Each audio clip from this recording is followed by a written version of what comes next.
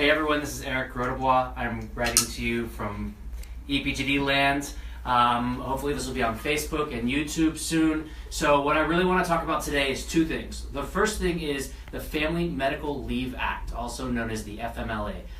In the law, we like to use a lot of acronyms, especially all these federal statutes. So the second thing is I want to go through, because I think a lot of employers will benefit from this, the threshold limits for how many employees you have before certain laws kick in. So I'm going to try and do this in less than 5 minutes, so let's see what we can do it.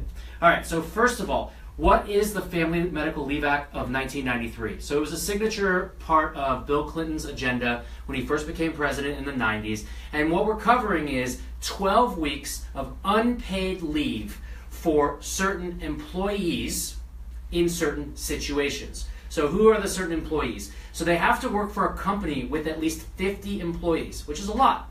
Now, it could be within more than one location. It's 50 employees within 75 miles in the same company. So I know a company that, for example, has 30 gas stations, and when you add it all up, they've got over 150 employees. Now, all those gas stations are spread out over Miami-Dade County, but they would certainly apply to this. This law would certainly apply to them. So what do you get? How do you get this 12 weeks of paid time off?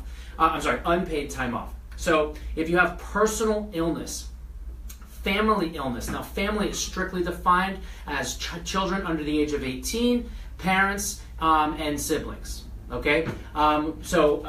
Excluded, for example, are stepchildren, children over the age of 18 who do not have a recognized disability, aunts and uncles, cousins. You don't get leave for that. Obviously, family military leave, pregnancy. That's a big one because that's probably the one that's most likely to happen other than illness. Adoption, or the foster care placement of a child. Okay. Now, if you live in certain states, the definitions have been expanded. They usually can't go less restrictive than the federal law, but they can make it more encompassing. So, for example, in Maryland, they've lowered the number from 50 employees to, I believe it's 20. And a certain number of states, the blue states, typically have expanded the definition of what is a family member. Some states have included cousins, and some states have said, listen, it's not just blood lineal, but like, what if I am somebody's caregiver? What if I'm a grandparent and I'm raising my grandchild? Do I get time off if my child gets sick or my grandchild gets sick? So something to think about. So unfortunately here in Florida, our great state has done nothing to expand the protections, so you get whatever the minimum is in the law. So if you work for a company that has at least 50 employees within 75 miles and you have these certain delineated things that happen, I will say that since gay marriage was legalized nationwide, those are included. But for example, what's not included here in Florida, but which has been included in other states like California, is let's say that there's a state that recognizes common law marriage. Now, common law marriage is people living together and holding themselves out as being married, but not actually having the paperwork. And at a certain point, now I have a lot of my cousins in Europe and France that they do this all the time, but at a certain point, you can start to be treated as a married couple. It's complicated. Here in Florida, we don't do that. But let's say that it's legal, I'm just making this up, in New York, then if that person goes to California, California will recognize that common law marriage, just as an example. Okay, so let me quickly go through the minimum thresholds. I think this is really important. There's just a few. So I got right here minimum number of employees, what's the law, and what does it protect? All right, so one employee, right? So we're talking like the minimum. And I've got a bunch that are going to go under one employee. How about this? The Employee Polygraph Protection Act, the EPPA. It applies to lie detector tests. Now, just between me and you, if your boss makes you take a lie detector in order to get the job, I would consider working somewhere else. But in any case, how about this? The Fair Labor Standards Act. It's also one, Fair Labor Standards Act. That's our minimum wage, overtime, and a lot of other things, okay? So that's wage and hours. We could do a whole, 30-hour program just talking about overtime and minimum wage. How about the one we just talked about, the Family Medical Leave Act, okay? How about the Federal New Hire Reporting Act? This is regarding hiring. This one has no minimum number, so, oh shit. Hiring. This was leave. So that's the Federal New Hire Reporting Requirements. How about, here's one, the Florida Clean Indoor Air Act regarding smoking in the workplace. One employee, no smoking. What's that? The Florida Clean Indoor Air Act. The Immigration Reform and Control Act. This is for hiring and immigration. By the way, this is for the paperwork that you need to fill out when you hire someone, typically the I-9. You can talk to Deirdre Nero about that one. That is the Immigration Reform Control Act. Look at all these letters. All right, how about the Unemployment Compensation Law? One employee, unemployment.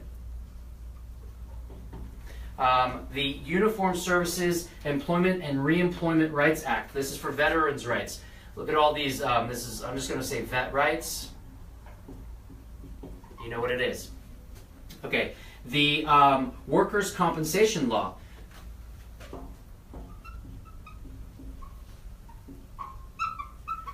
The Equal Pay Act. Now we're finally starting to get to two. Two or more employees, we need equal pay. The Health Insurance Portability and Accountability Act, also known as HIPAA. 2 employees. Workers' compensation law, also 4 employees. So this is when you need to start having workers' compensation insurance. This is when my company grew to 4 employees. I had to worry about that. Okay, the Florida Whistleblower Protection Act, that's 10 employees.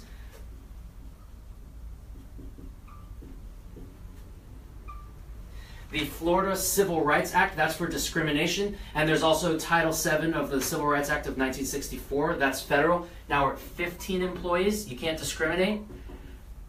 Or to put it another way, if you work for a company with less than 15 employees, they can totally discriminate against you. Americans with Disability Act, that's also 15. So we don't have to start taking accountability of people with handicaps until we get to 15. Just a few more. The Age Discrimination in Employment Act, that's 20 employees. How about the Consolidated Omnibus Budget Reconciliation Act, also known as COBRA, which you guys have heard of your COBRA benefits? So COBRA, that's 20. Now we're going to finally get to the final level, 50. And for 50, we've got the Family Medical Leave Act that we just talked about.